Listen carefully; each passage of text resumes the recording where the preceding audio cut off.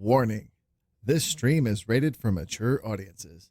Viewer discretion is advised.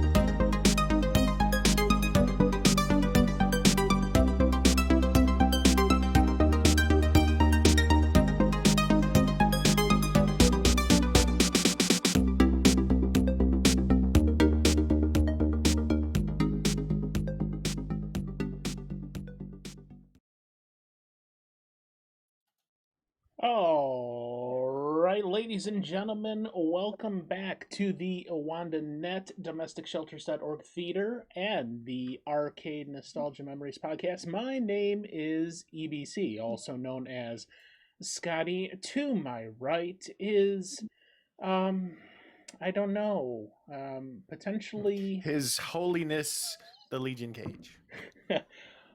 Yes, thank you, my dear sir, for gracing us with your presence, your grace. Yes, the Pope himself, Legion Cage, has arrived and is apparently bleeding out of the top of his spade head. And very nice. I can't wait to see what the next episodes of Arcade and these fantastic hats that you are wearing comes next here. And if you're listening on the audio version of the podcast, you have got to check it out. It is entirely worth the subscription fee of -$2. That's right, we pay you to listen to this podcast. Podcast. If you want to get your coupon to redeem your $2 for listening to the podcast, just check out the website. That is www.ebc2021.com.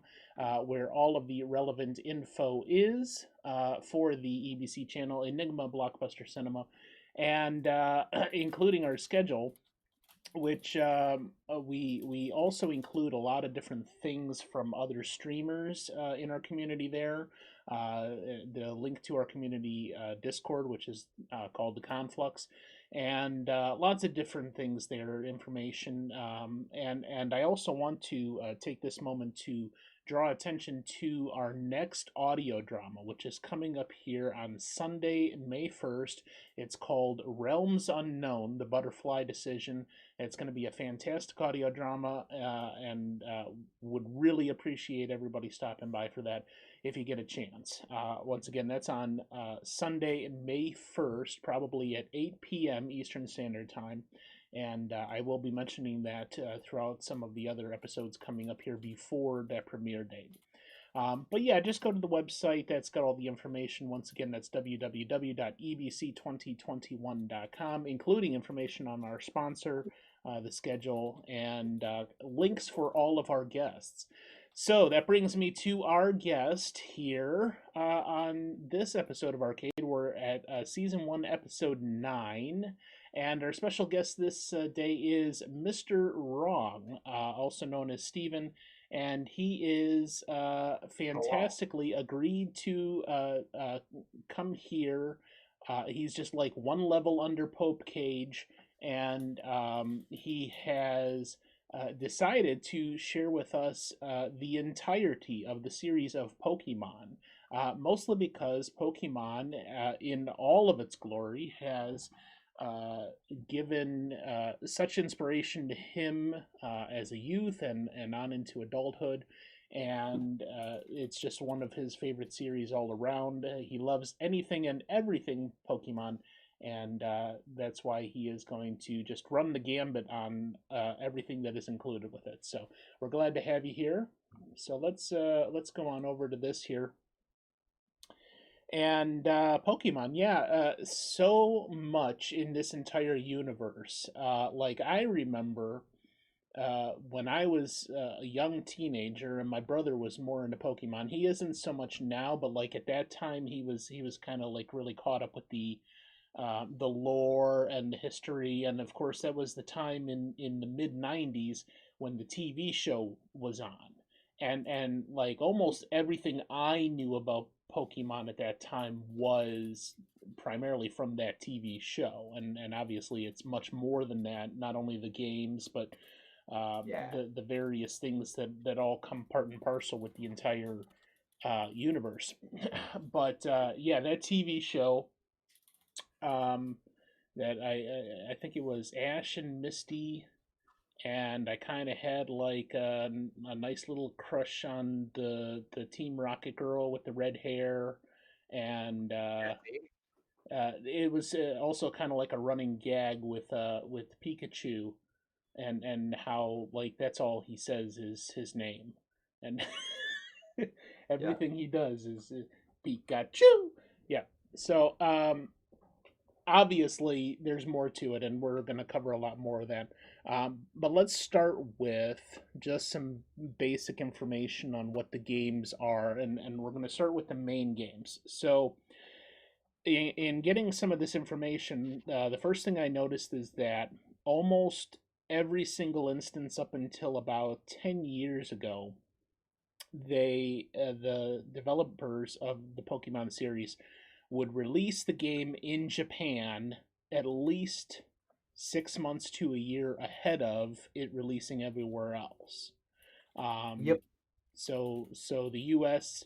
would often be kind of late to the game in getting these games available for purchase, especially before the advent of game downloads on consoles and the internet and all that, which obviously greatly sped up the process. But you know, the process of going to the store to actually purchase the cartridges for your console, and you know, making use of that we were always behind as a country, because it seemed they were mostly targeting Japan first, and the most yeah, I don't want to say egregious aspect of that, but the most glaring aspect of that, I would say, is the first one, which was the Red and Green series. that came out in Japan in 1996, and we didn't get it until 2 years later in 1998, and that was the first appearance in America. Was 1998. Then we had Blue, which was also in '96 in Japan. Came out a little bit later in '99 for the U.S. Yellow was this is where we started doing about 6 months to a year apart. 98 in Japan, 99 in the US. Gold, Silver came out in 99 and 2000. Crystal in 2000 and 2001. Then Ruby and Sapphire in 2002 and 2003. The one that probably a lot of people in our community are very familiar with, having played it, including Legion Cage and Angle Doom and several others, is Fire Red and Leaf Green. They both came out in 2004. Emerald in 2004 and 2005. Diamond and Pearl in 2006 and 7. Heart Gold and Soul Silver in '09 and 10. Then Black and White, both in 2010. And then this is where we're starting to get now in the last 10 years to where it was pretty much worldwide release, or at least within the same year for both of the games. It's going to Japan and the US within 6 months of each other, if not a shorter amount of time. Black and White 2, Black 2 and White 2, X and Y in 2013, Omega Ruby and Alpha Sapphire in 2014, Sun and Moon in 2016, Ultra Sun and Ultra Moon in 2017, Let's Go Pikachu and Let's Go Eevee in 2018, Sword and Shield in 2019, Brilliant Diamond and Shining Pearl in 2021, of which our esteemed colleague Legion Cage is playing with another person in our community, Steph Babies here. Should be coming up on Tuesday mornings fairly soon. Yes. Then the one that just came out last is Pokemon Legends. Is it Arceus or Arceus? I've heard it pronounced both ways. I say Arceus, but I know a lot of people say Arceus also, but it should be Arceus. Should be Arceus. So if they're saying Arceus, they're just plain wrong, and MrWrong's going to beat their ass. So Pokemon Legends. I can't talk half the time, so it's fine. So Pokemon Legends Arceus just came out earlier this year, and then it has been announced that there is a new one coming out in late 2022 that will be Scarlet and Violet.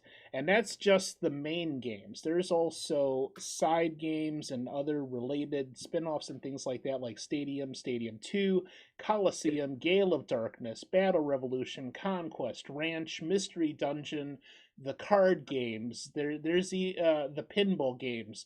I heard there was even some amusement park rides in Japan and other places that are Pokemon themed. So obviously the universe is very extensive, goes all over the place. And I would also say that if you are somebody who has not explored the Pokemon universe, we're going to talk a little bit later about where you should start to get a good concept of the gameplay and what it requires of you as a gamer, and where you should go from there, because it is so extensive, and also has evolved in quite a few different ways to fit different styles of gameplay. Everything from the original games that came out for Game Boy all the way up to brand new, PC and Switch games and all this other stuff, the modern consoles. So it definitely covers a very vast array of different gameplay styles and ways of entertaining you. The one thing that I do know, even though I know next to nothing about Pokemon, is the common thread throughout all of them is that it is very similar to some of the other RPGs that we have covered in the past and probably will cover in the future, in that it is a turn-based style of combat. And almost all of them fit that sort of metric, in which not only are you traveling throughout the universe of each game, you are then combating various other people and their Pokemon in each one of those games in a turn-based style of combat. Yeah. And that is probably the common thread that holds a lot of the gameplay styles together for just about any gamer, but the Pokemon fans in general. So that basically covers that. Cage, why don't you give us some information on what? How do I put this? What has been going on around the release of the Pokemon games in all this time since the mid to late 90s? All right. I kind of focused around like the original release. I know that we talked about MrWrong wanting to kind of encompass the entire Pokemon franchise here. But I was definitely focusing in on the original release of the game and it becoming like where it started to become the worldwide phenomenon that it is now. Fun story, Pokemon is not even the true name of the franchise. I mean, it is now, but it's actually called Pocket Monsters in Japan when it released. Yep. It was released on February 27th, 1996, and unlike when it was released over here as Pokemon, they released, as Scotty already talked about, as Pocket Monsters Red and Green. And one thing I wanted to show off today was I'm not sure if I actually have that in the camera. Let's try it. There we go. Yeah, that's fair. Yeah, that is the actual Japanese copy of Pocket Monsters Green. So that is part of. Never released in the U.S. Green was only in Japan. We got blue here in the U.S. You're jumping ahead of me. I'm helping. Before you go any further, I want to ask you something real quick. Can you take that cartridge and plug it into a regular Game Boy and play it? Yeah. I was gonna say I think so because I don't think Game Boys were region coded. Okay. I could be wrong on that, but obviously Yes. I'm sorry. Hold on. The other person in the studio is saying something. Oh, Yeah, just you can. appeared. Yes, you did. You can play it, but it's in Japanese. So if you don't know Japanese, you're not going to know any of the menus. Okay, so if you don't know Japanese, you're shit out of luck. Yeah.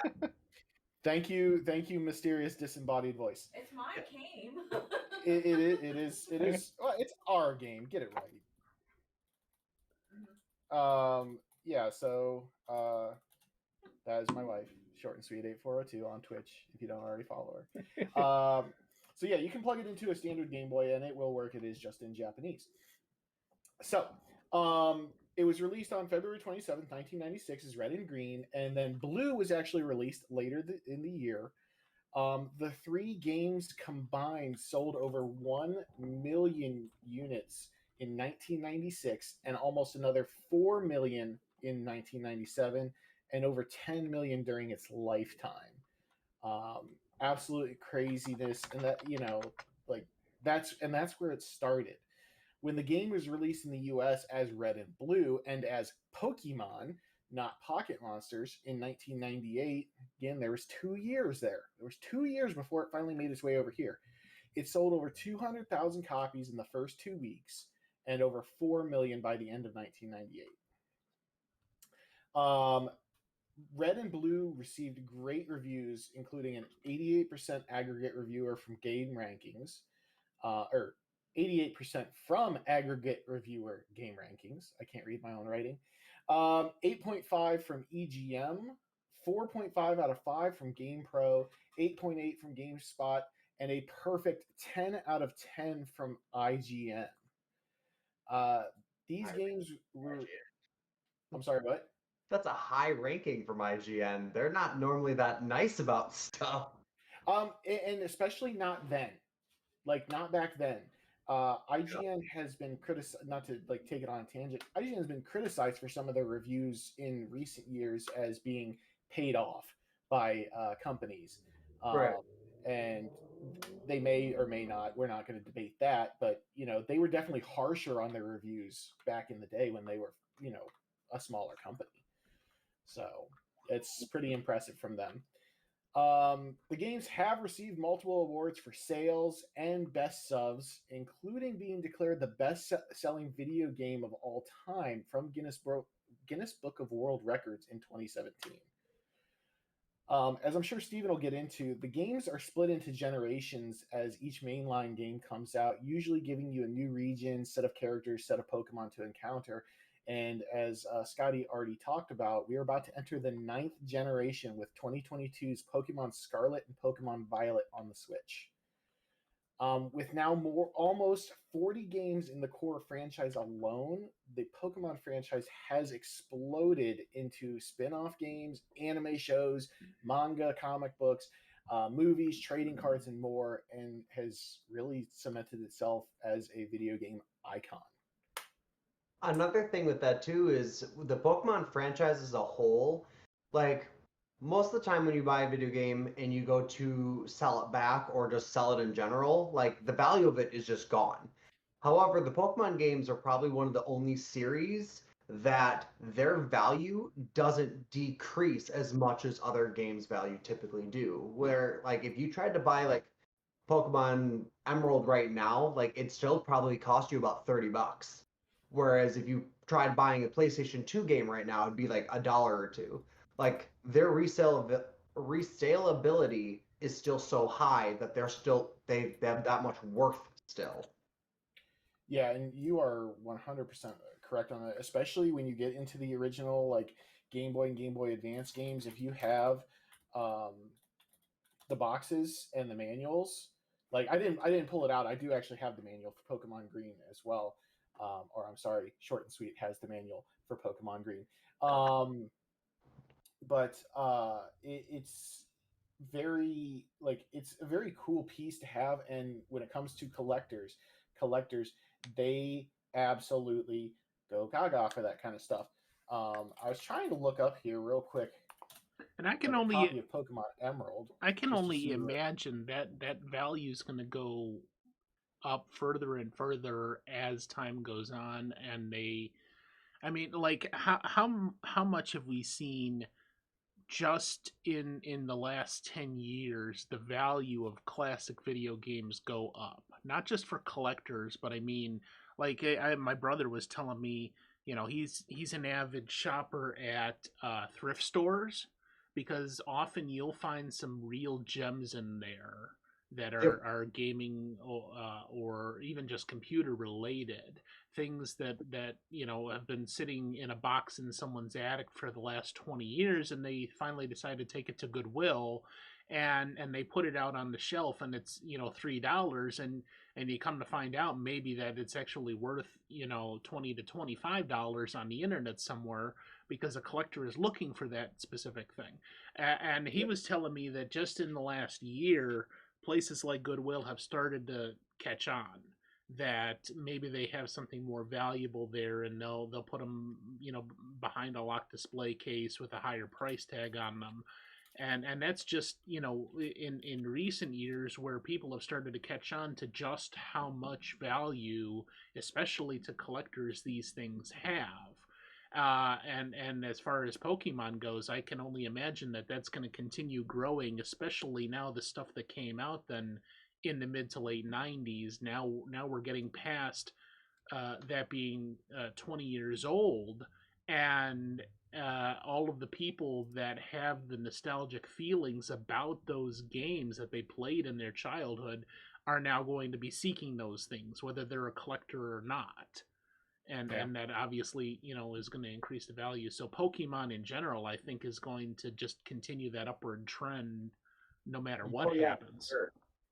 Now, while you were talking there, Scotty, I did take an opportunity to look it up real quick. Steven, you mentioned like the cost of like what Pokemon Emerald would be, right? Yeah. I looked it up. There's the website that I use called pricecharting.com. It's actually like an aggregate puller. It'll pull from sold prices from like eBay and Amazon, half.com and stuff like that. It's Yeah. not perfect, but there's the link. The cartridge by itself for Game Boy Advance Pokemon Emerald is up over $100, around 108 to be more precise. Complete in box, you're talking $360. Man. Think about the game cartridge that you have. You have the original Japanese where it's still called Pocket Monsters. I can guarantee you, if you had the original box, you have the manual, which will automatically increase the value of it too. But like that game, because you have it in the case, so it probably doesn't really have that many scuff marks. Like it's probably well kept. That game alone probably is more than Emerald is. I picked Emerald just because that's one of my personal favorite ones, but of the series anyway. But like they all have extreme value, and the first ones have the most. Actually, you'd be surprised. It's really not as expensive as you think it'd be. Currently loose, it's going for about $15 on eBay. But I mean, but that's still a game from 1990. Yeah. right, and So- how much did they sell for when they were brand new? Uh, It did sell for $40 $60 back then. Most Game Boy games, I think, were 40, 30 Yeah. or 40. So it's almost still 50% of what it sold for back 20 some years ago. No, 30 years ago. Yeah. It's still holding its value, which is Yeah. still really good. Getting there. Yeah. Okay.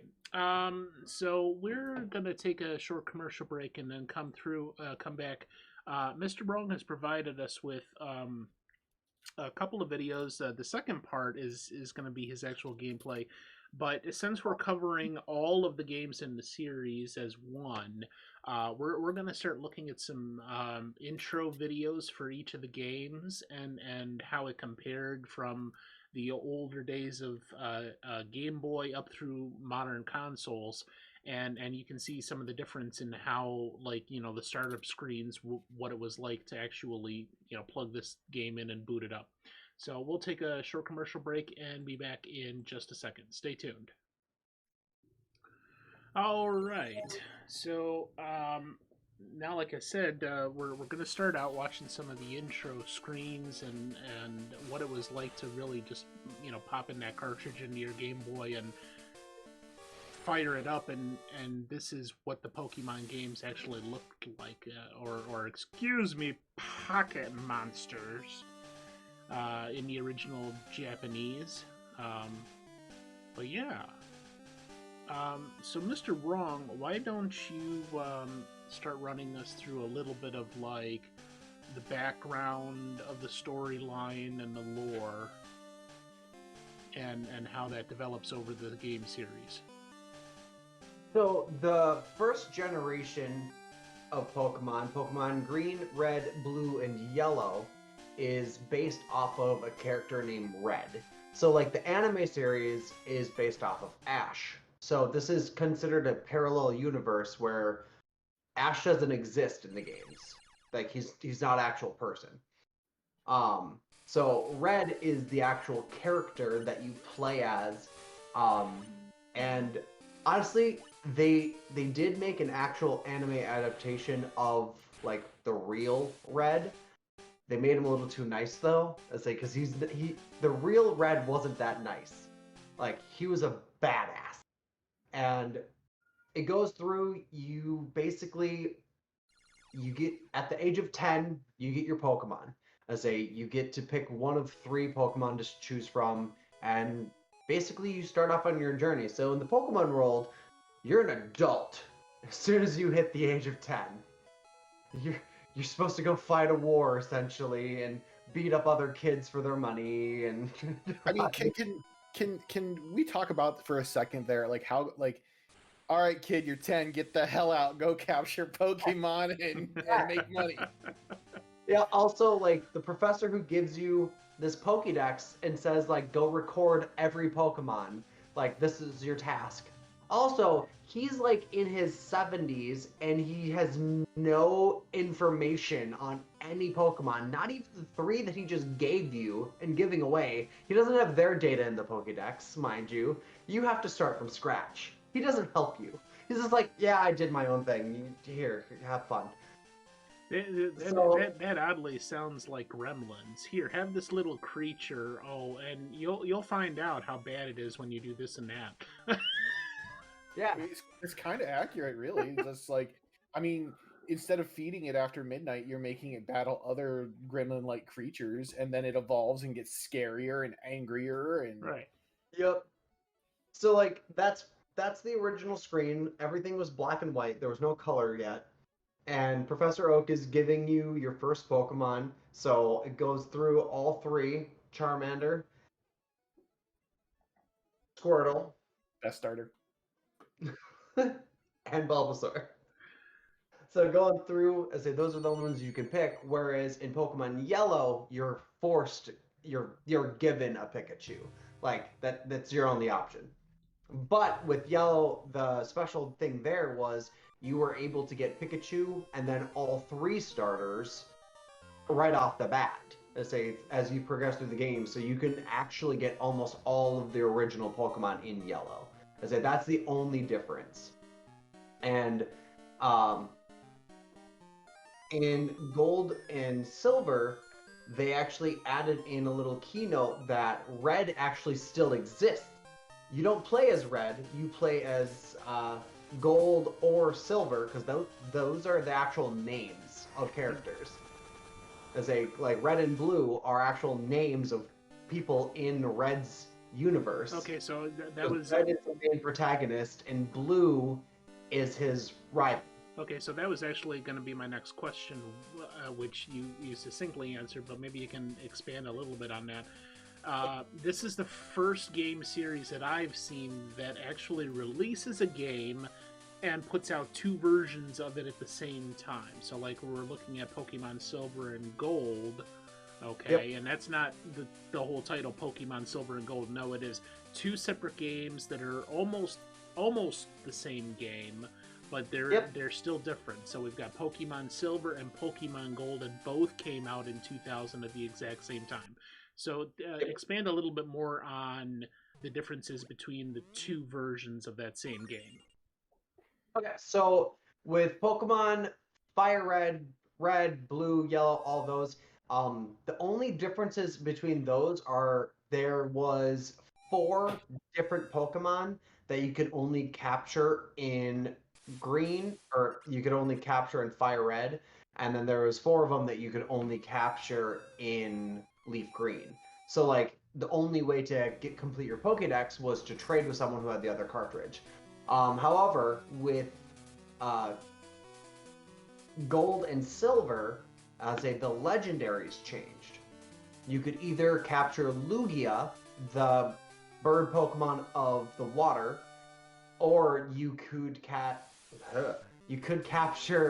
Ho-Oh, the essentially like prophet god bird Pokemon of fire. So like they were opposite. One was water, one was fire. So they were opposite as like what they were weak against. So like obviously Lugia would win the battle because water beats fire. And then Crystal came out. With the leading Pokemon was Suicune, which is the one who's running, which is the mystical Pokemon of water and like healing and like helping with pollution and stuff. Because Suicune is part of a legendary trio of Entei, Raikou, and Suicune. So they're legendaries, but they weren't like the main legendaries of the series. Like Ho and Lugia were the main ones. And now you just hit on something there that is going to take us through the rest of the series as well, and that is Pokemon, or rather the game developers, with each new game release coming up with a new Pokemon, an actual pocket monster that you can how do I say, not collect, but go out throughout the game and try to collect, try to seek this creature out and add to your collection, and that to me, is kind of like the mark of at least a good sales tactic to begin with, and that is somebody who's going to put out this thing that makes you want to do more with it. Now, we've seen that more recently in like mobile gaming, where they have like in-app purchases and things like that. You see it in Magic: The Gathering, where you're just continually going out and buying more and more card packs, not only to expand your collection, but also the same as like hunting shinies in Pokemon and Legendary. Attempting to expand your collection into something that's much more than just a basic collection, and have something at your disposal. So when you're getting into further areas of the game and fighting battles that are more comprehensive or against very tough enemies, you are essentially better equipped because you have better items in your collection, or in this case, better monsters. So, can you talk more about like as we're progressing through the games and the series, what are the various options as far as like shinies or legendary Pokemon, things that you can capture that are much more than just the basic things that you can do? So in Fire Red Leaf Green, I say the legendary in that one was Mewtwo, and then there was a rare event that you could. There was almost a 0 chance of doing it, but you could also get Mew, which is considered a mystic Pokemon. And then, so Mewtwo was like the strongest Pokemon that you could get in the game. And then the pseudo-legendaries was Moltres, Articuno, and Zapdos. And then like you can find them during the gameplay. You just have to unlock a few things, and then you have access to them. And then with Gen 2, the main legendaries was Po-Oh and Lugia, but then they added in the extra of the pseudo legendary of Entei, Raikou, Suicune, and then the mystic Pokemon Celebi. So like there was always different Pokemon that are much better inept for fighting and stuff. So like the pseudo legendary in Fire Red Leaf Green was Dragonite, which you can find Dragonite actually decently early in the game again. So like those two were one of the rare ones. And then with Ruby and Sapphire, after Gen 2, they started off with creating 2 different versions with 2 different legendaries as to change the story. I think it's more of a sales pitch, because then there's 2 different games with the exact same story, but there's one different Pokemon that you can capture. So is there a sales pitch of being able to sell more games, but be able to have a similar storyline? Okay, now So that it wasn't like majorly different, so they didn't have to try as hard to make a whole new thing. They just needed to change characters' outfits and some dialogue instead of changing an entire game for something else. So like it's a great marketing strategy, I guess. So as a fan of the entire Pokemon series, did that work on you? Yep, I've always bought both games at the same time because you also got some extra stuff if you did that. There you go. I never not bought both games. The only time in the entirety of the Pokemon series that I didn't keep both games was Pokemon Let's Go Eevee and Pokemon Let's Go Pikachu, because in that series they actually allowed you to capture every single Pokemon, and there wasn't one that you couldn't capture. Like literally you had access to every single one. The only difference was you would start off with a Pikachu or you'd start off with an Eevee, and fuck Pikachu, I don't like Pikachu, I'm gonna have my Eevee. Eevee is my Pokemon. Pikachu might fire a thunderbolt up your ass, a lightning bolt. for That's your fine. disdain. Pikachu's a basic bitch. I don't like him. Do we have any Eevee has Pikachu fans in the audience here that would like to go head to head with MrWrong on this? There's no argument. Pichu is cute. Pikachu, trash. Raichu, underrated. There we go. So wait, you're saying the evolved form is okay? Take. Like, Pikachu is not cool, but Raichu is. Raichu, like the look of Raichu is actually like the way they made him. Raichu has the potential to be a lot cooler.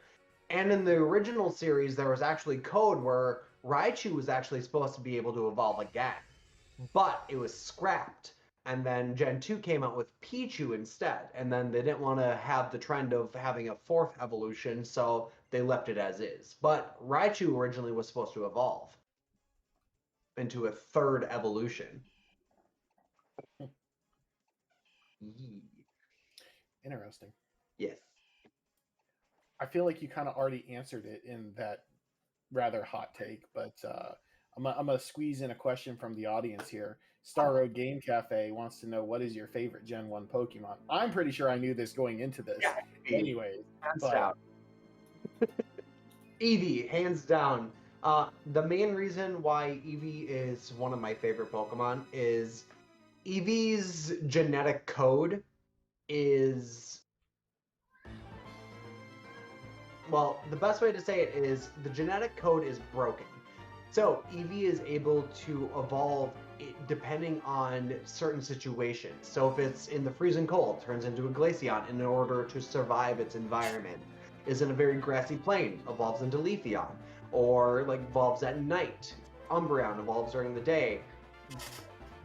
Espeon, and then fire, water, electricity. Like Eevee's genetic code is broken, but it can change into what it needs to be in order to survive. Yeah. And I think that's like a really cool trait, because Eevee is the only one in the entire series that can do that.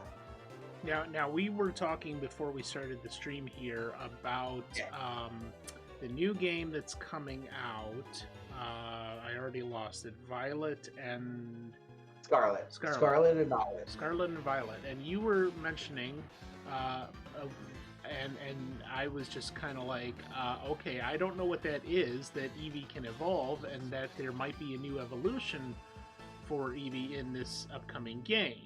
So that you basically described that it basically allows Eevee to become whatever you need them to be. Yep. According to the circumstances, which is I mean, essentially that's what evolution is. It's just a response to circumstances that surround you. Yep. So, how? First of all, Eevee is the only Pokemon out of the entire thing that can do that. Yep. Okay. There's no other Pokemon that can have a base form as like the very beginning of its genetic line. Like if Pichu is the very start, Pichu could only ever transform into Pikachu. Okay. There's zero other ones. The only... Okay, I guess that's not 100% true, because there's Tyrogue. Tyrogue was a Gen 2 Pokemon that, depending on how it trained, like if it was more of a fist fighter, it turned into Hitmonchan. If it used its leg more, it turned into Hitmonlee. And if it was like mixed martial arts, it turned into Hitmontop. But like they're all still fighting. Right, it's still part of the same lineage.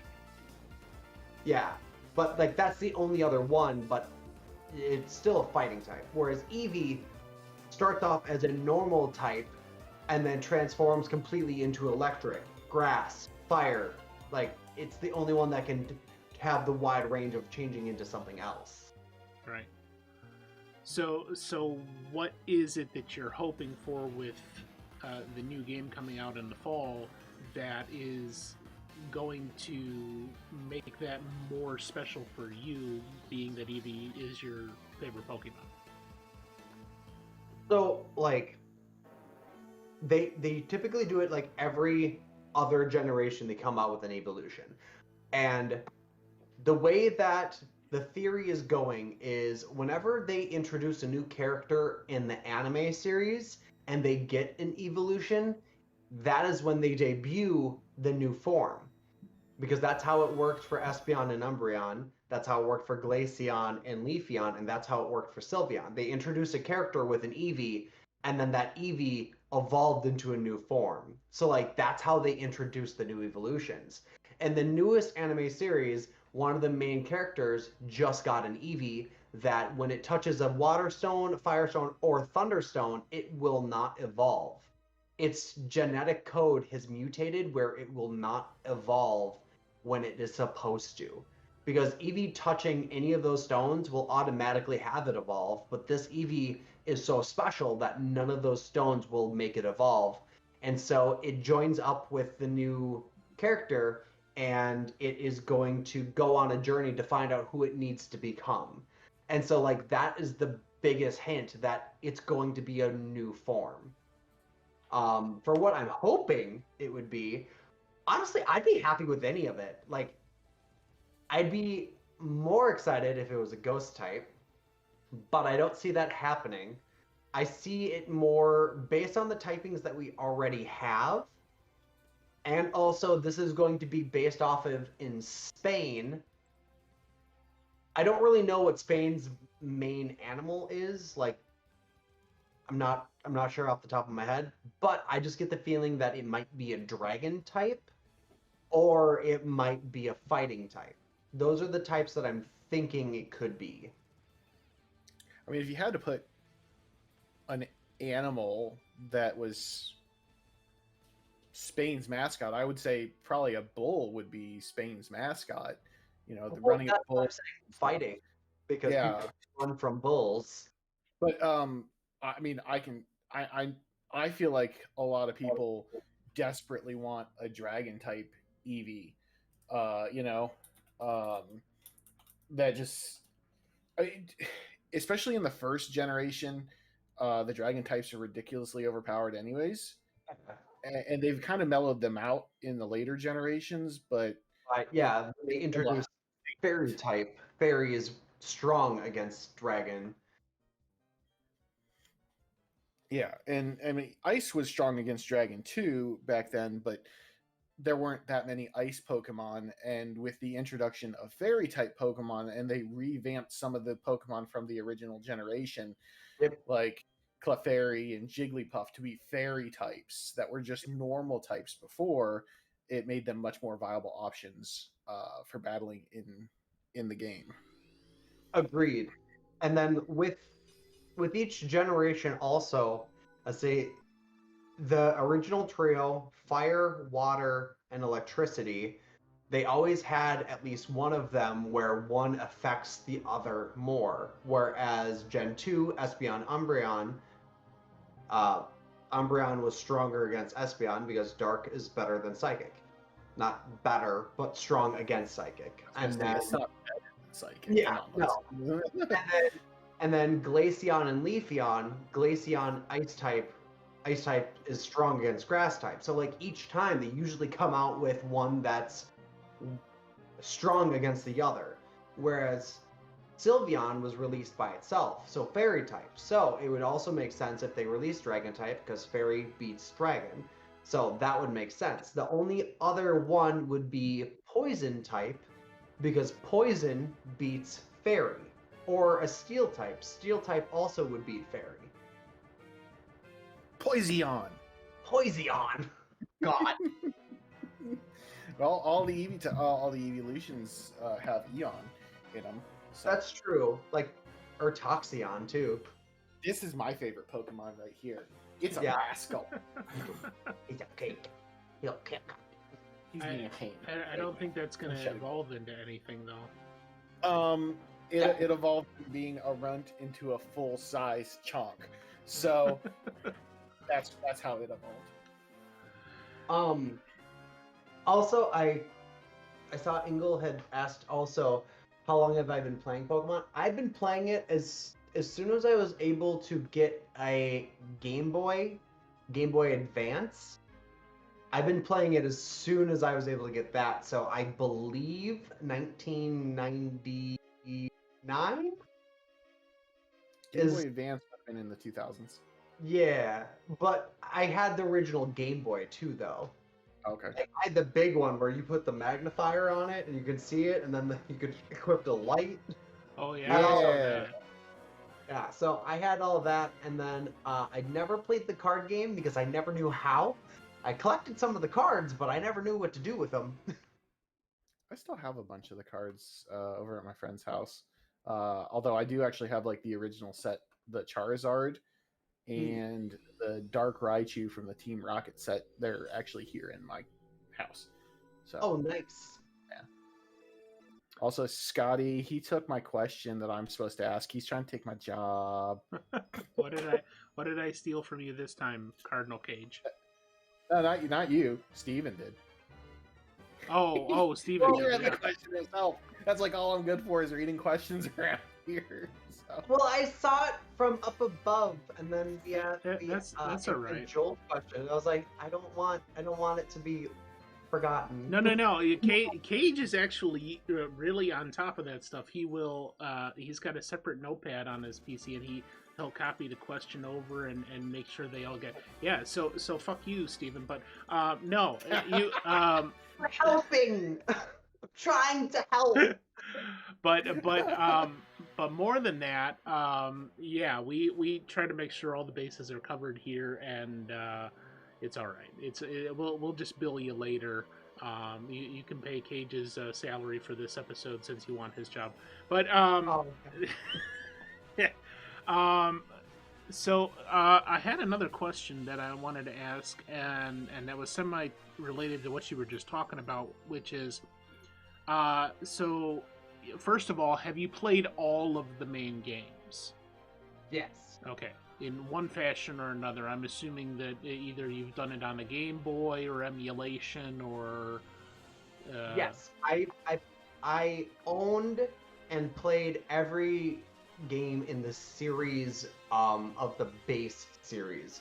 Like Pokemon Conquest and stuff, I've never had the chance to play that because that was on GameCube, I believe, and yeah, I didn't have that. So my more direct question regarding that is, what are your thoughts on the transitions from the platforms? So, like for instance, it was first on Game Boy, and then on a Game Boy Advance, and then you may have seen in like it is now, several of these two-screen representations of how the game was because it was on the Nintendo DS, or some of these other things that had the two screens operating in tandem. So, like for instance, I never played on the Nintendo DS at all. So talk to me a little bit about like the transitions, especially for you personally, between Game Boy Advance, Nintendo DS, and then on to PC or some of these other modern consoles, and what it was like for you. So for me, the transition was because I was still a baby. My parents bought it, so I just nagged them constantly until I got my Game Boy. And then when the Game Boy Advance came out, and you could only play Emerald, or you could only play Ruby and Sapphire on the Advance, I wasn't able to get it until like Christmas, which only like a month and a half later than what it came out as. But they did buy me the games because obviously they knew that that was my life. And so from there, switching over, it switched to the DS for the rest of them, and then I got the DS for Christmas. I believe they had bought me one.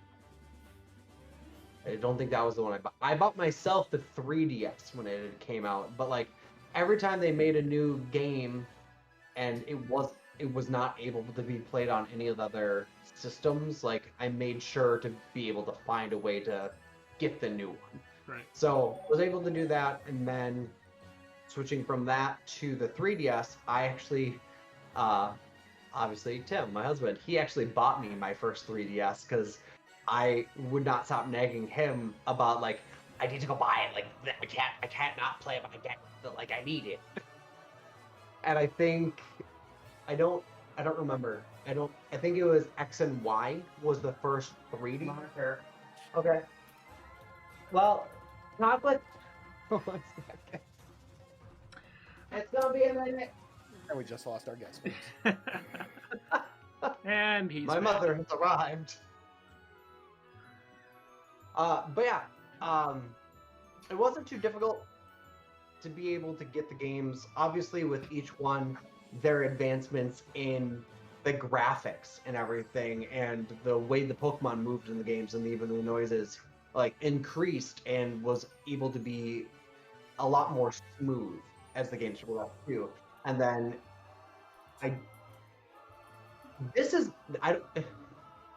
Tube is here and he's already correcting me on shit because he's the Pokemon researcher of the group. I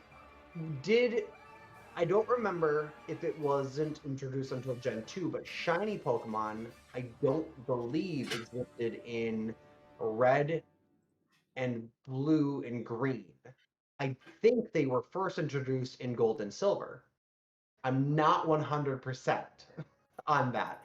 But I don't recall if that was actually a feature added in until after. I know obviously it was there for Fire Red and Leaf Green, but I don't believe... Okay, see, I was right. Okay. I know things too! But yeah. Yeah, I don't think so. So, like, when Gold and Silver came out, that's when they introduced the actual colors of the games. So I think that's why they introduced shinies to be a thing, because the other games are black and white, so there's no difference at all. Did that answer the question, or did I just go off a tangent for no reason? Probably. I mean, but we all go off on tangents on all sorts of things. Like, Yeah. you wouldn't believe what I had for dinner last night. So, but no, we're not going to talk about that. The game, well, at least what we're watching right now, has been a YouTube video on the introductions to each of the games in the series, and we've only got a few minutes left in that. If you are in our live chat, first of all, appreciate you. Thanks for stopping by. If you do have any questions for our guest, MrWrong, go ahead and put them in the chat. You can also put such things as, I'm sorry, you don't know your asshole from a manhole cover. This thing about Pokemon is actually this. And, and he will take it in stride. Yeah, I mean, you know, there's so much to the Pokemon universe that, you know, you really, like, I mean, MrWrong is obviously far more of a fan of this than I could ever be, because this is what he grew up with. This is, you know, the meat and potatoes of his gaming experience, and that's why it holds such a special place in his heart. But beyond that, you know, like the same way I am with Star Trek, like maybe not so much the newer stuff, but and obviously things that I haven't actually looked at, but like I've seen almost all of the video that has come out on that. Hell, I own almost all of the video that has come out on Star Trek TV series and movies. And I probably own about a third of all of the available novels and comic books. So as far as that goes, you know, I'm probably the resident expert on Star Trek, except for maybe Short and Sweet. But I'm sure she'd probably, you know, go head to head with me on that. The experience that we grow up with, you know, and it's a lore that we fall in love with, is definitely the thing that shapes our gaming and entertainment experiences as adults.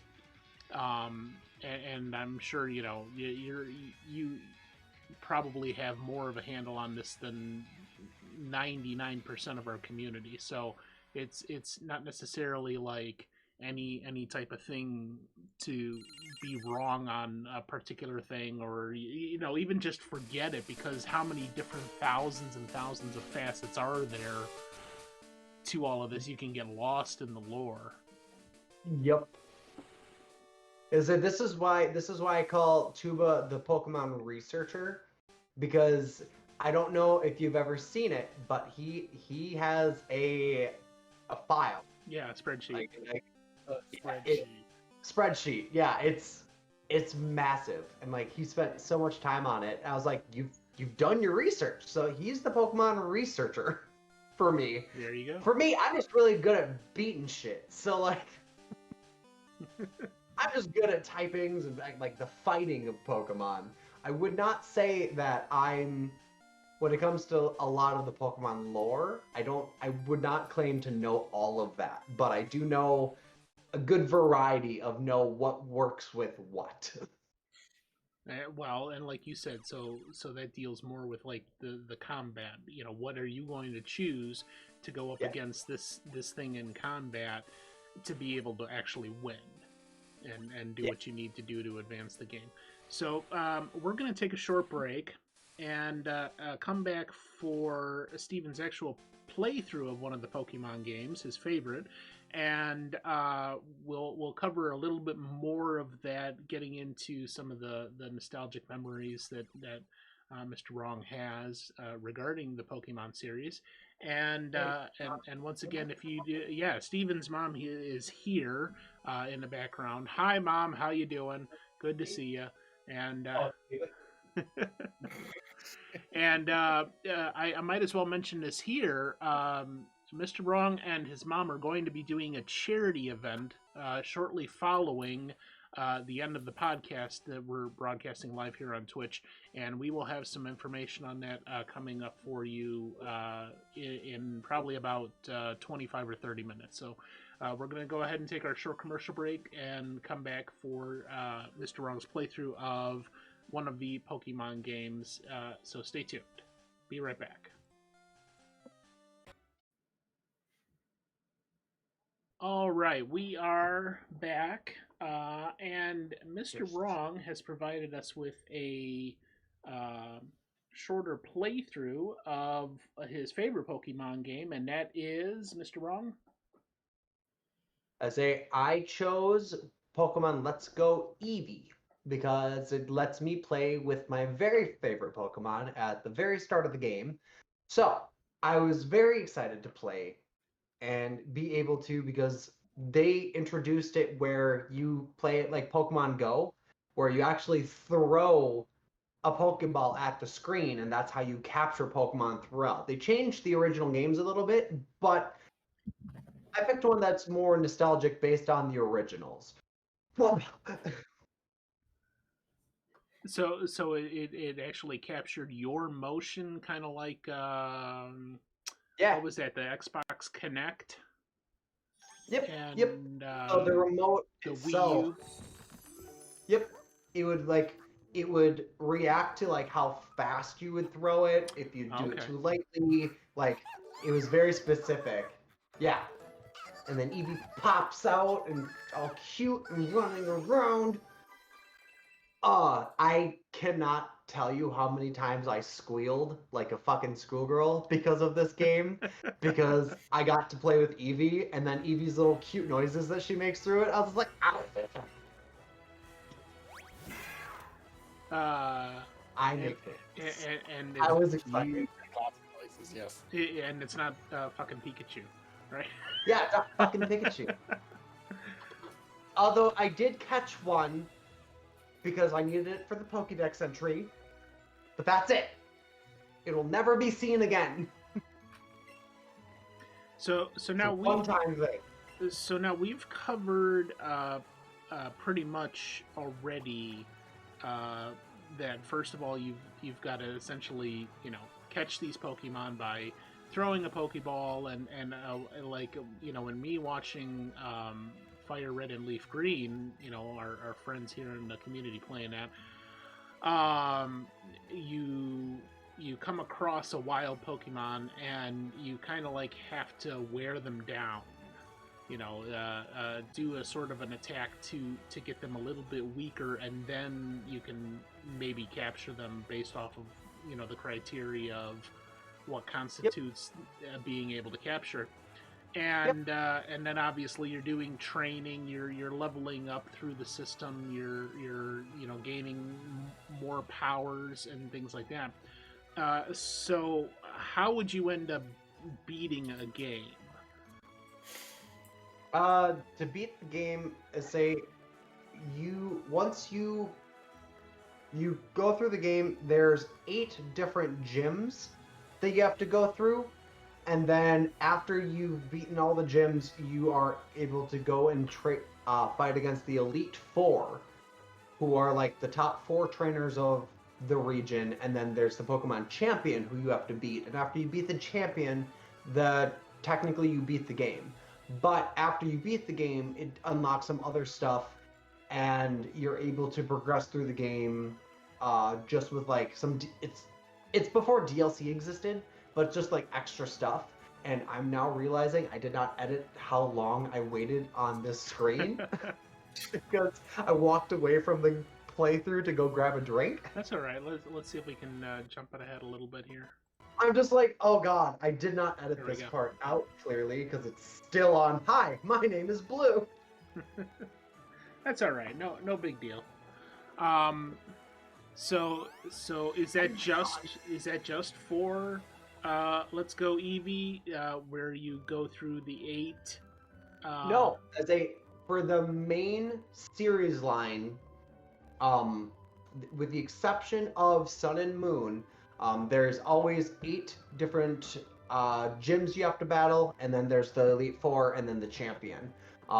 So that's the main story of it, is beating them, and then with each badge, because like if you are given a Pokemon from someone else and you don't have the badges, they won't listen to you. They'll ignore your orders to like do a move, or they'll be like, nah, decided to go to sleep or something like that, because in the games, friendship actually does matter. Like if your Pokemon hates you, it won't listen to you. Well, that aspect of it, the previous one before the friendship thing, actually appeals to me quite a bit. But going into the game that you're going to have 8 gyms that you have to go through, and then the Elite Four, and then the Champion, and you know what to expect from this gameplay experience and how to actually beat it, how to complete the game. And obviously there's 10 million different paths you can take with each game and to get to that, but you know what to expect of it. And then the second aspect you were talking about there, I remember watching, I think it was Doom playing Leaf Green, where you were giving him some advice on that. You've got a Pokemon of this level, and unless you get this characteristic that adds to it, he's just going to stop listening to you. And I think that adds quite a bit of complexity to an otherwise pretty straightforward gameplay, because you may end up playing the game, say, for a first time and going through it, and then finding out that your Pokemon just isn't listening to you anymore, and you're like, what the fuck? And you have to learn almost the hard way that this is the way to make sure that you retain control of them throughout the entire game. Yep. So like your starter Pokemon, I say that's the only one that will always listen to you, like regardless. I've been just on an emulator replaying through Pokemon Fire Red, taking my Charmander. I've gotten my Charmander to like level 30 before I finished the second gym. So like you can train them high, and then because the second gym is supposed to let you control Pokemon over level 30, whereas the first gym only is up to level 30. So anything above level 20, the Pokemon is supposed to ignore you, but your starter Pokemon will never do that, luckily. And well, okay, so in this one you start with an Eevee. Yep, it just bounces around the screen, and then it like runs away because like you don't get a choice. Your partner is Eevee, or in the other one, your partner is Pikachu. I don't know what would be in the third Pokeball, because the first one is Pikachu, the second one's Eevee, but the third Pokeball is just it. If you click on it, it says that there's a Pokemon inside, but there's never a third game, so there's no other ones. And then also, Pokemon Let's Go Eevee was the first branding of Eevee becoming a mascot for Pokemon, whereas Pikachu has always been the mascot. Eevee is now a mascot as well, so they're both the official mascots of Pokemon series. Gotcha.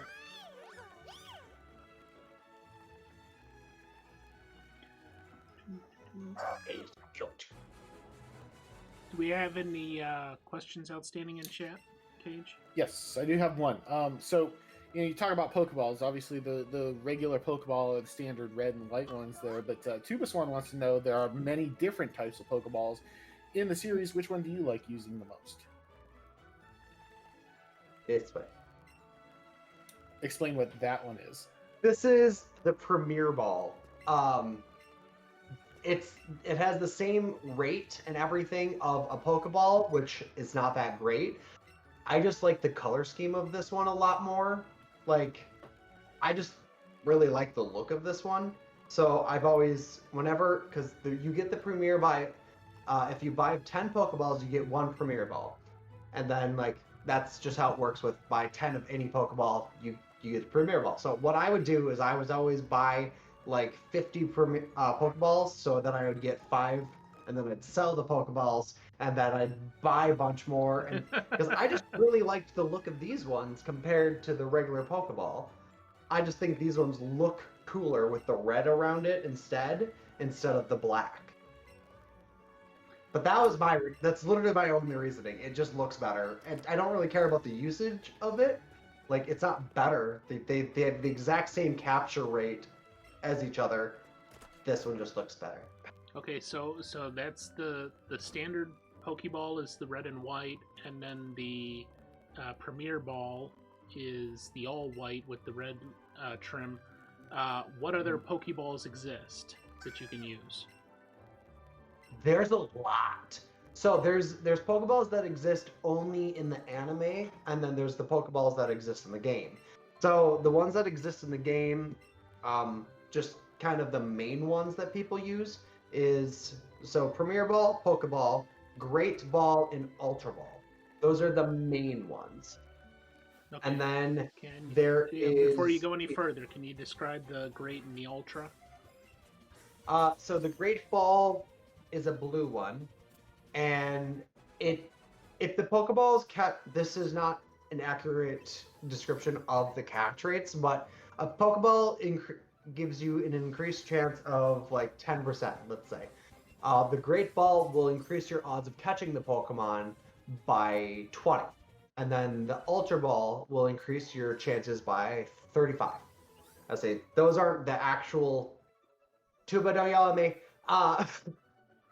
But those, basically each one gives you a much higher chance of actually capturing a Pokemon. And then you have ones like the Dark Ball and the Lure Ball, which the Dark Ball is if you're in a cave or just in a naturally dark place, the Cave Ball will actually have an increased chance of catching a Pokemon. Okay. And the Lure Ball works especially well in water, so catching Pokemon on the surface water or underwater. So like just depending on, and then there's also a Quick Ball and a Timer Ball. A Quick Ball is if you engage a Pokemon and before you even fight it, if you just throw the Pokeball as your very first action, your chances of catching a Pokemon is extremely high. Whereas if you used it on the third turn, its chances are really low. And then the Timer Ball is the exact opposite of that, where the longer the fight goes, the higher the chance the Timer Ball will work. So like there's a bunch of different ways and a bunch of different versions of the Pokeball. Okay, and let's go on, continue on that, but with a different tangent, and that is generations of Pokemon. So can you speak a little bit about the differences in Gen 1, Gen 2, all the way up to Gen 67? As in what? Like, The difference is how are they presented? And like what are the main differences between like a specific generation? for their balls. No, the actual Pokemon. Oh, okay. Throughout the generations, I don't know. Sorry about my dog. It's That's all right. throwing me off right now. I can only think about how much he's barking.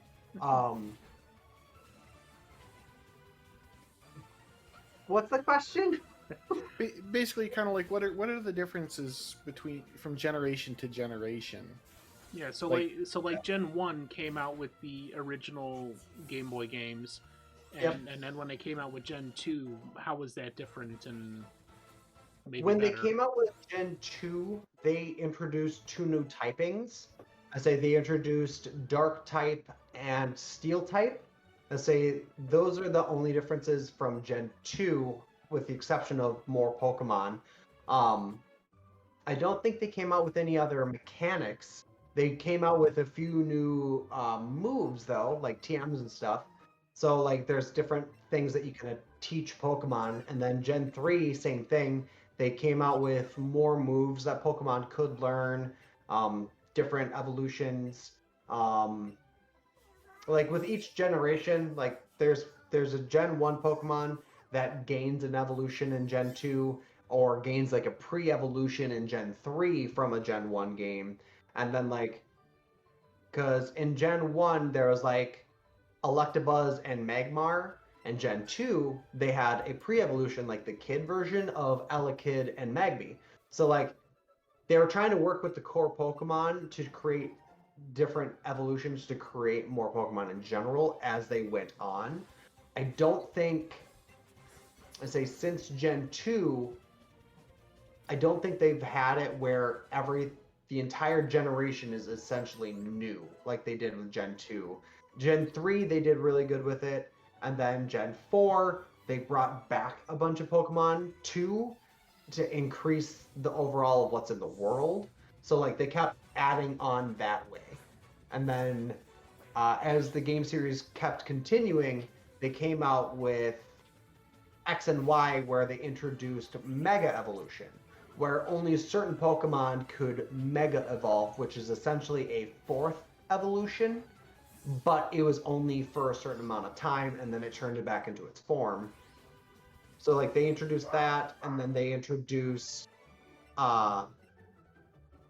in Sun and Moon they introduced Z moves with like crystals and stuff, where they could just do one really powerful move, like a Power Ranger type shit. And then in Sword and Shield they came out with gigantification, essentially, where your Pokemon just grew massive with chaotic energy. Yeah, that definitely is Power Ranger shit there.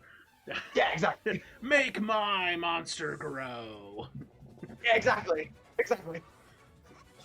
Oh yeah, but I haven't seen that in forever. Power Rangers, Yeah. man. No, I've not seen that either. All right. But other than that, they haven't introduced any other fighting mechanics. Say they introduced triple and rotation battles. They introduced that in Gen 5, I believe, where the 3 Pokemon would rotate in battle, but only one of them could attack, whereas like double battles, they both attack at the same time. Rotation, you actually needed to change who was the one going to attack and take the damage. But other than that, I don't think there was a lot of other changes. Okay. Well, they for someone like me who really hasn't spent any time studying any of this, the generational aspects of it is kind of confounding to me personally, because I look at that and I'm like, okay, so you're adding new Pokemon, but you're also adding to the complexity of all of it as you keep on going. And like you said, the one generation they went back and added previous Pokemon to that just to add to the complexity of what all is in the world. Yep. as opposed to maybe something where it all takes place kind of in the same universe, and you just continually add to the same set. No, they've actually got different sets, and it really depends on which game you're playing at what time. Yep. So So for like the main generations of the game, um, each new actual generation of the mainland game always introduces a bunch of new Pokemon. Um, with Pokemon Arceus, they did introduce no new Pokemon, but they are different evolutions of Pokemon that already exist. So they didn't create just an entirely new Pokemon, with the exception of there was Landorus, Tornadus, and Thundurus. They added a fourth member. I don't remember what its name is. It's too new for me. And then like, but other than that, they didn't just create like an entirely new evolutionary line. So like they added in Pokemon that evolved from previously known Pokemon, but that the change of that was you went back to like to the Edo period, and like these Pokemon don't exist now because they're from the past. okay, Cage, go ahead and ask those couple of questions from Tuba, and then we're going to shift gears a little bit. Okay. So, you know, each generation tends to have a bad guy, right? So, like, you know, Team Rocket. Yep. So Tuba has a couple questions regarding bad guys. Which bad guy or which generation bad guy did you enjoy the most? Which one had the most compelling mission to you, and which boss stuck out to you? So, like, 3 questions all in one. Okay. So for which generation? Well, I'll add in a fourth question just because for the generation that I enjoyed the most, I think the one I enjoyed the most was Pokemon Black and White, where the protagonist, the antagonist was N, and he was actually able to talk to Pokemon, and I thought the way that they added it in, that like he was genuinely trying to help Pokemon, but he was brainwashed by this terrible group that people are just using Pokemon for their own advantages, and like they only gave N Pokemon that were betrayed by their trainers.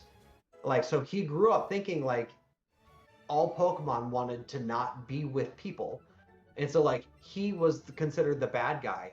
But like then they came out with Black and White 2, where he actually comes in at the end and helps you, because like he's realized like that's not how the world works. So like I thought that they were the way they introduced that generation had a lot more conflict than some of the other ones. Like Pokemon Team Rocket, the original, they just were stealing Pokemon to steal Pokemon for a profit. Like that was just their goal. They're just criminals.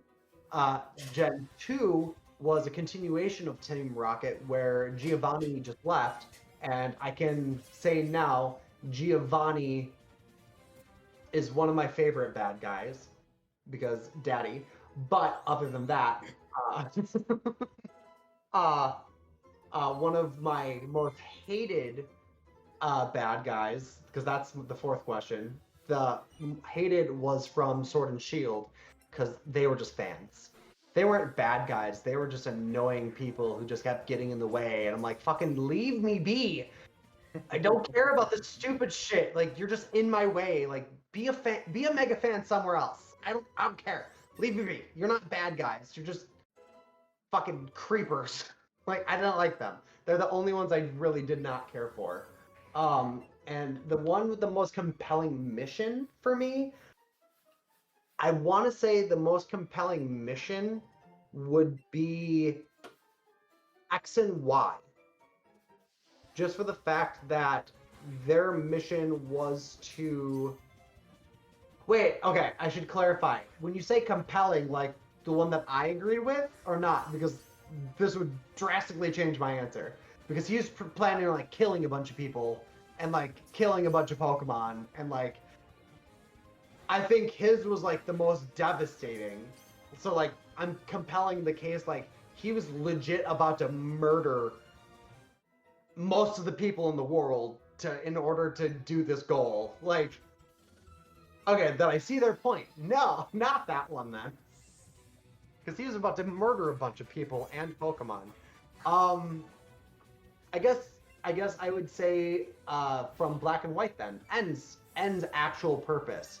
And his goal was to free Pokemon who have been hurt and been tortured by their trainers and stuff. So like his goal was actually, I could see his point, because like in the Pokemon world there's so many Pokemon trainers who are just assholes and don't care for their Pokemon and use them as just to use them to meet their goals. Whereas the team, I think it's Team Galaxy, what they wanted was for people to release their Pokemon and then not only them were allowed to have Pokemon in order to rule the world. So like two different factions. I believe N was the only one compelling that saving Pokemon from trainers who were just assholes. Like his was the most one that I would agree with, because the first generation and second generation is just Team Rocket. They're just stealing Pokemon just to steal for a profit. Gen 2, they need a fucking science lesson because neither of them know how the world works, because one of them wants to create more land by using magma. The other one wants to create more water, which if they don't know how the fucking water cycle works, it evaporates and condensates and like everything else. So they don't know how just the basic elements work. So neither of them are fucking smart. Gen 4, they were trying to create a new universe, which that didn't turn out for them. So yeah, not all the generations are very smart with how they actually wanted, because they didn't think of like what would happen after they succeeded. They just wanted to do something, and then they tried it, and then they failed because a 10-year-old beat an adult up. Well, that sounds like most supervillain tropes anyways. They don't understand the bigger picture of what they're doing. They see what they want to accomplish and go from there. It doesn't really matter. So Exactly.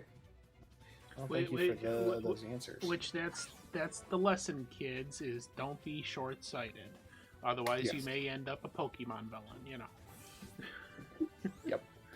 All right. So I know you said you wanted to switch gears here real you quick. got But one more? I had one other question actually I had wrote down a little while ago. Now, I can probably take a stab at it, but being that your favorite Pokemon is Eevee, and in traditional Pokemon games, it's good to have a well-rounded team, but every other trainer across the world, including the gym leaders, are pretty much single-typed. So, MrWrong, if you were a single-typed gym leader, what type would you choose? Ghost type. Ghost type. That would have actually been my second guess. I would have actually guessed Psychic, which actually would be my choice personally. Psychic Pokemon are best. Too, but I'm a big fan of obviously spooky stuff. So like Dark and Ghost type. Me and Tuba, I didn't know exactly how Pokemon Arceus was gonna go. So me and Tuba were gonna create a challenge for each other, where I was going to be a Ghost Dark type user for the entire game. But like battling wasn't as big of a thing, so it kind of became a moot point. But yeah, I would become a Ghost type. Let's say, other than that, I would have been an evolution trainer, where I would just have all the evolutions and an Eevee on my team. Because that's literally one of my goals in every Pokemon game, is to have every evolution that I can and have an Eevee team. Nice, very nice. Eevee. One other question just kind of popped up while we were answering that other question. The one and only Doomster wants to know, what is your least favorite Pokemon? And you can't say Pikachu because you've already whined about it a couple times. So Bidoof. I fucking hate Bidoof. Bidoof, I just hate that goddamn thing. There's so many like memes on Bidoof, and I don't like Bidoof at all. Bidoof just, no. It has a stupid face. Oh boy. Why do you hate that Pokemon? It's got a stupid face. it's a stupid face. For anyone who doesn't know what a Bidoof looks like, I will drop a link in the chat here so you all can see it. It's too close to bidet. It kind of is. Remember, like- that's the toilet that shoots the water up your butt? Yeah. Yeah. Yeah. Iz has one.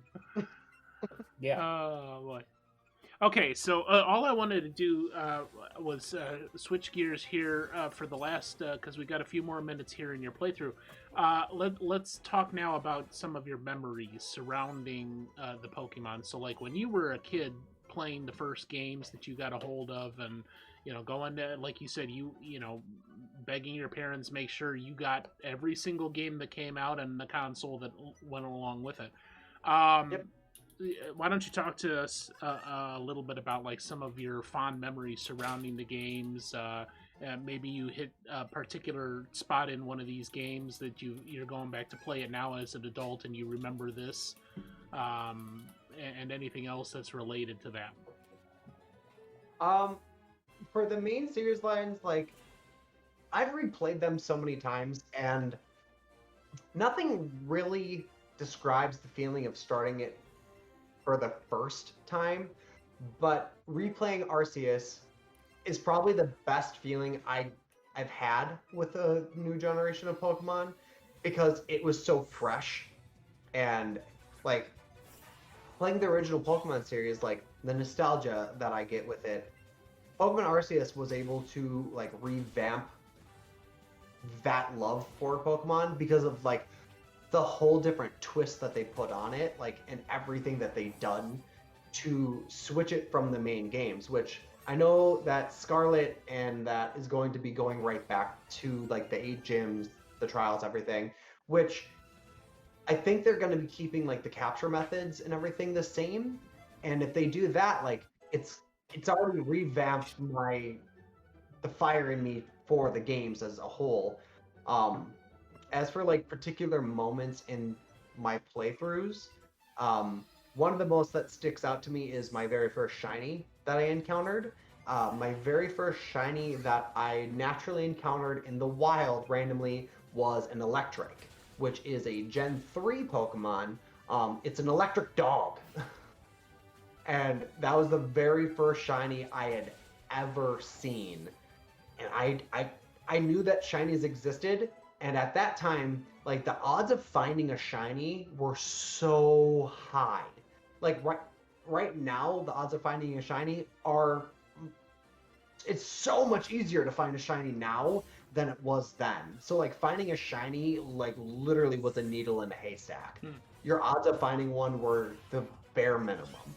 So me finding that Electric was one of my favorite things, because I was so stoked that even happened for me. And that's probably going to be something you carry with you for the rest of your life.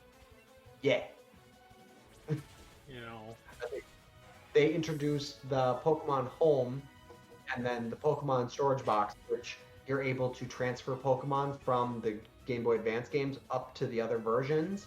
And that Electric, I evolved into, I'm blanking on its name. Isn't it like Mantike or something like that? Yeah, that's what I was going to say too, but that's a water type Pokemon, is Mantike. Yeah. But I evolved it and I brought it into later games. That one Pokemon stayed with me through multiple generations. Manectric, yes. Thank you, Joba. There you go. It was on the shit.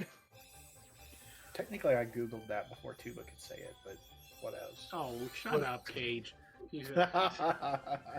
Anyway, okay, so we're rapidly running out of time here, so we're going to switch gears, and we're going to show you the trailer for the new game coming out here this fall, 2022, that is the next main game in the Pokemon series. Here we go.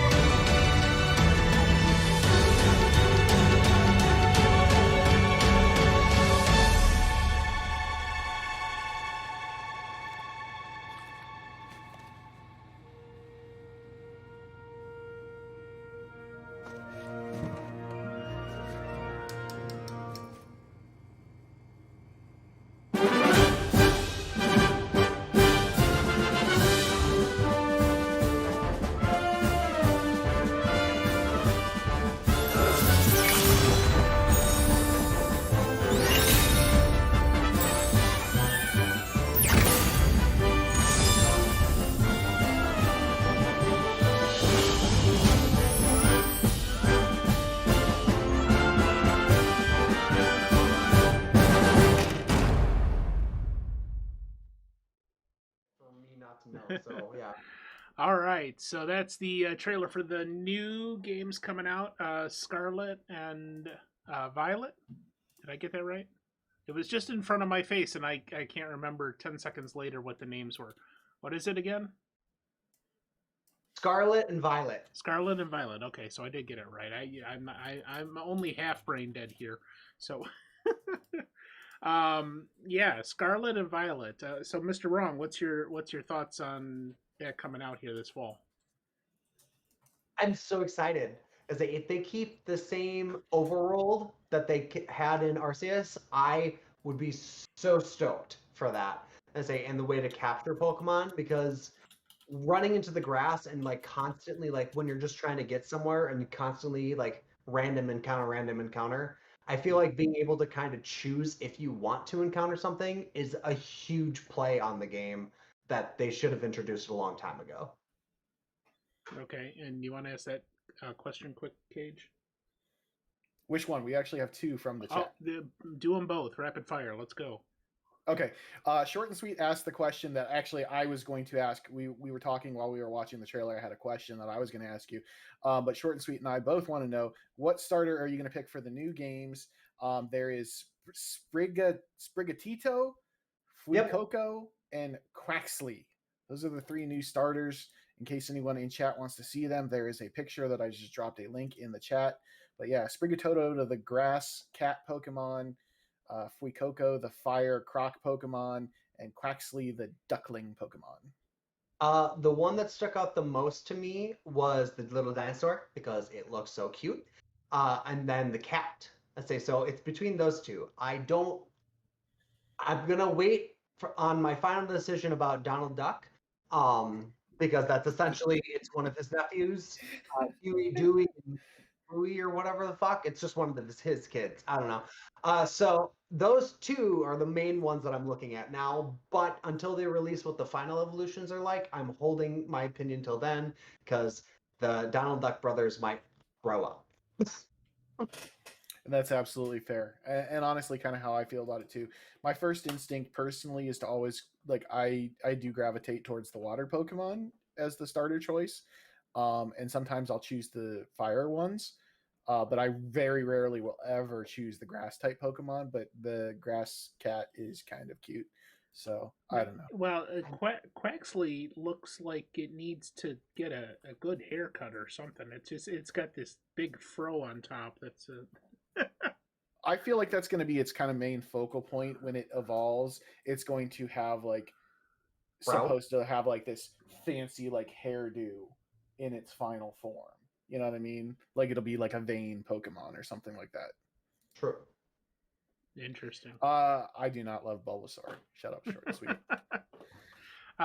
Last question. So the other question that popped up while we were watching the trailer there, Tuba Swan again asking another question. Gosh, Tuba, with all the stinking questions. Tuba, you're fired. How would you feel if, in order to fit with the changes that Pokemon may do, and I'm assuming probably meaning like how Scarlet and Violet are probably going to take a lot from Arceus. Yep. How would you feel? Would you be upset if they removed or changed some Pokemon types or evolutions or way of doing things, similar to how Glaceon can now be obtained through an Ice Stone? Honestly, I mean, specifically that, with being able to evolve Glaceon without needing to go and find some random rock that you might not know where it is, where just using an Ice Stone, I thought that was actually a really nice change because it makes it easier to be able to obtain. So, like, I think the way that they're doing things, they've changed a little bit, but they simplified it. I say being able to like track something down, like you have to be in a very specific location in order to do something, but that specific location isn't unlockable until the end of the game. Like, instead providing you with a stone at some point to give you that option earlier, I think that's really cool. Whereas if you don't have that stone, having that other option, I think that's really nice. So with the changes that they might do, they've already made so many. I don't think I'd be upset. I think if they are making another Pokemon, like changing its typing or something, if it makes sense, okay. Because like with Clefairy, Gen 1 was a normal type. But when they introduced fairy types, it became a fairy type. But like that makes sense. However, if they were to take like Tauros, who's a normal type, and just change it to a ground type for this generation, unless they make it a regional variant, it wouldn't make sense. So like if they don't do anything like that, I don't think it's anything drastic. But I think the way that they're doing things so far is staying with a particular trend, and it's been working. I don't think there's been many major issues with that anyway.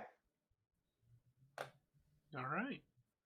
Well, there you have it. Okay, Mr. Wrong, why don't you tell us real quick about your charity event that's starting on your channel, which is twitch.tv/Mr. Wrong, spelled MrWrong,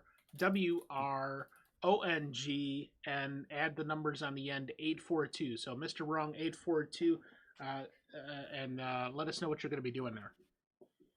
So I have my mother here. She is currently being talked with by my husband. He's keeping her entertained. We are going to be holding a MS charity event, which is multiple sclerosis. We are doing that, and my mom is very different from me in the aspect of being scared. I have never seen my mom actually scared of something and like yell. I've seen her be angry and yell at me, but I've never seen her scream of fear. So my goal is to have her play games that are actually going to scare her. Because I need this in my life. So that is the goal. I've already created a charity link and everything. And I put it in where it'll show up in the chat tab every so often. I don't think I made the goal really high. I just kind of was like, yeah, let's shoot for this. Like, I'm not expecting it, just for the fact that I know not everyone is able to. So just bring your presents and hang out with me and my mom, and you'll see where my attitude comes from, because we are very much alike when it comes to our sassiness. So you will 100% see that when she's on camera. And approximately when are you going to be starting here? I switched the time because I am obviously terrible with time zones. Also, I didn't know this was we were going to go for 2 hours. Yeah. So I have it starting in 7 minutes. Okay. So let's just say within the next 20 minutes or so, if you're listening to the audio version of the podcast, since Yes. obviously I'm not going to be uploading this to the RSS feed for a couple of days here, if you would like to view MrWrong's charity event for multiple sclerosis, you can go to his channel and it will appear in the video on demand section because this is being recorded on Sunday, March 20th. And you can go into his archive there and find that. And then you, if you're interested in watching his charity event, you can go back and do so after the fact. And he'll still have some information there on if you would like to donate. And you could do so, post stream, post ex facto, and he would very much appreciate it. But again, his Twitch channel is twitch.tv/MrWrong842. MR, no period or anything like that. So MrWrong842, and you can check out all of his content. And of course, my co-host is Legion Cage. He's at twitch.tv/Legion Cage, spelled LEGIONKAJE. And I am Scotty EBC, twitch.tv/EBC2021. Check out the schedule for a lot of our different streamers in our community and everything coming up on my channel on the website, which is www.ebc2021.com. So for everybody here at the Arcade Nostalgia Memories podcast, thank you for joining us. See you later and good night. Okay, for everybody here still on Twitch, thank you for joining us. The hat is coming off. Holy crap. Yeah, the ears really hurt. I definitely got to get some better headphones myself. We're going to say goodbye to MrWrong right now and then go do some coming attractions. So thank you for joining us, Stephen. I really appreciate you. And we're actually going to be raiding out to Pocket here in a little bit, but go back to MrWrong's channel after a while, hanging out with Pocket when he starts his charity event for MS. And you can see Mom Wrong, or the Wrong Mom. I don't know. However we say that. But thank you so much for joining us, Stephen. Have a good one, and we'll catch you later. Adios. Sounds good. Thank you. Bye. Toodles. All right, so coming attractions on the EBC channel. Our first tech stream coming up on Thursday, March 24th. And that is going to be, yeah, you like that? Cage is laughing in the background at my logo for RecTech. And yeah, I thought that was pretty good. But yeah, RecTech is what I've named it. It's basically just going to be me fucking around with electronics and hopefully blowing some shit up. We're going to start this Thursday. I've had a problem with my Super Nintendo controller that apparently is a very common problem with Super Nintendo controllers, and that is the start button does not work any longer. And I did some research on it and found out that the start button, for some reason, has this very common problem where dirt gets into the contacts under the button. So we're going to be tearing the controller apart and cleaning it up and making sure that everything is good with it and hooking it up and hopefully, maybe streaming a little bit of SNES games and hopefully then everything will be working. But it's going to be the first in our tech stream series. The next one is probably going to be, I don't know, in like 3 or 4 weeks. And we'll be doing various things that are related to electronics, opening up and cleaning controllers and game cartridges and soldering and checking things. And eventually I do have an Atari that I purchased from Mr. Kaje here that we're going to be refurbishing and making sure that everything with it is on the up and up. So that's obviously going to be several streams long, but we will be doing that in the RecTech series, refurbishing an old Atari. I think it's a 2600. I gotta go back and check and see what it all is. But we've got some games, and we'll be doing that later. Probably not starting that. I want to say in like May or June. The Atari itself, but we've got a whole bunch of stuff coming up on that first. So that's the first one coming up this Thursday night at 7 p.m. here on the ABC channel. Next, I wanted to do this coming Monday, tomorrow, but I got called for federal jury duty. Fun. And I'm not going to be able to do that tomorrow night until I know exactly what it's going to entail and how much time it's going to take and how piss poorly they're going to pay me for my jury duty, and maybe if I can get out of it, who knows. But so anyway, I just postponed this a week. A great film from 1934 called Of Human Bondage. That is the basically the movie that made Betty Davis's career. And that's going to be next Monday, March 28th at 7 p.m., followed swiftly by our next movie in the DMCA Nope series on the Conflux Discord network from 1976. That's a gem right there. The movie that made famous the line, I'm mad as hell and I'm not going to take it anymore. So if you have heard that but you never knew where it came from, that's the movie to see in the Conflux Discord at 9 p.m. after our public domain movie night. And then our next episode of RCADE is coming up in 2 weeks on Sunday, April 3rd, same time, same channel, 5 p.m. Eastern Standard Time. We're not going to have a guest aside from technically we are going to have a guest. It's going to be Joel, Star Road Game Cafe, but it's just going to be me and Cage and Joel going through the game releases during COVID 2020 and 2021, and we're just going to kind of review and kibitz and do a deeper dive into some of those games that came out in the past 2 years and what kind of impact it had on the market and on society as a whole, and maybe we'll even roast some of them. So just check that out, and that'll be in 2 weeks. And then, if you have not heard, our new audio drama coming out on Sunday, May 1st, including Legion Cage is one of the stars. You're not going to want to miss it.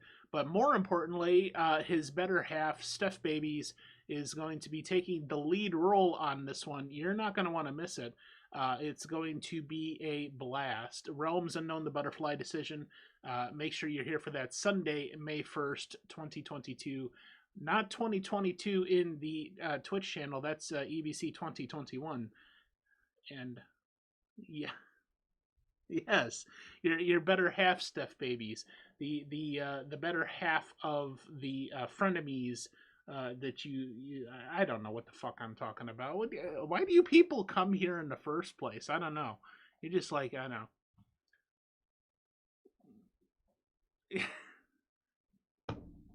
Well, your better half, at least I was referring to this weird frenemies relationship you have that there ain't no hole that can fit my fat ass. I'm sitting on top of the hole with my ass cheeks overhanging the sides. So yeah, no, scandal. Fuck you too, short and sweet. Just this. No, that's not what I meant, and you know it, so fuck off. Anyway, Steph Babies, she's the better half of all of us. She doesn't even she's not even here. So, yeah, the woman is a menace and has made enemies in all corners of the internet, including Cage. And that's going to be why she owns him in this audio drama. So that's at the very least you got to show up for that to know that she is going to be acting her heart out, and it's going to be a fantastic time. So that is again Sunday, May 1st, and that's it. All right, so let's go ahead and get ready to raid Pocket here.